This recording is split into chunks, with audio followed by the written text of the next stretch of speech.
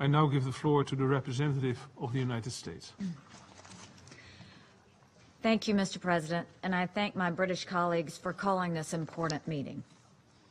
We're here today to discuss the use of a chemical weapon by one council member in the territory of another council member. Let me make one thing clear from the very beginning. The United States stands in absolute solidarity with Great Britain. The United States believes that Russia is responsible for the attack on 2 people in the United Kingdom using a military-grade nerve agent.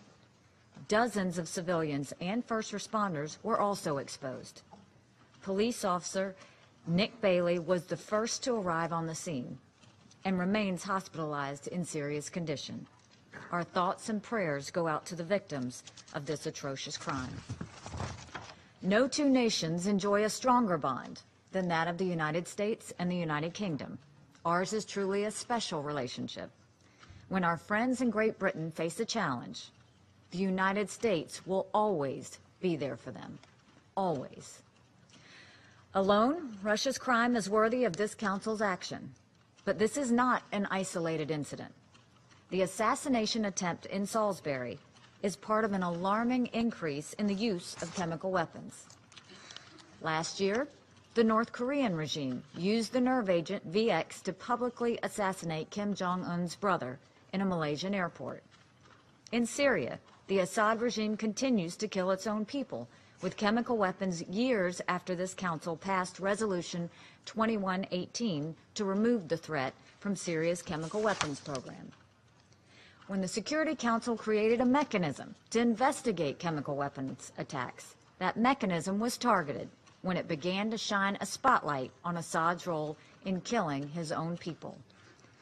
A growing concern in all of this dangerous and destabilizing activity is Russia. Russia failed to ensure Syria destroyed its chemical weapons program. Russia killed the Joint Investigative Mechanism when it found Assad liable for chemical attacks. Russia used its veto to shield Assad 5 times last year.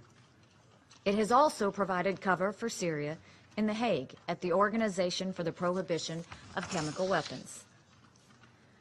The Russians complained recently that we criticize them too much.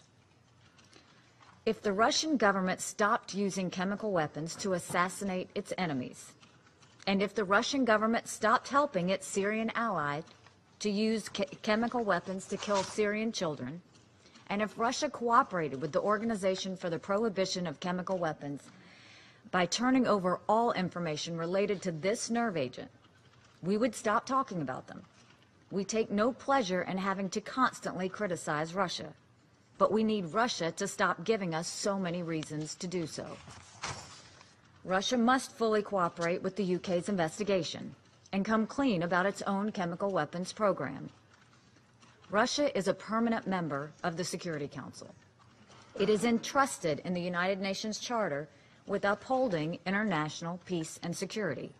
It must account for its actions. If we don't take immediate concrete measures to address this now, Salisbury will not be the last place we see chemical weapons used. They could be used here in New York or in cities or of any country that sits on this council. This is a defining moment. Time and time again, member states say they oppose the use of chemical weapons under any circumstance.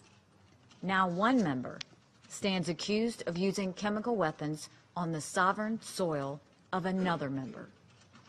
The credibility of this council will not survive if we fail to hold Russia accountable. Thank you.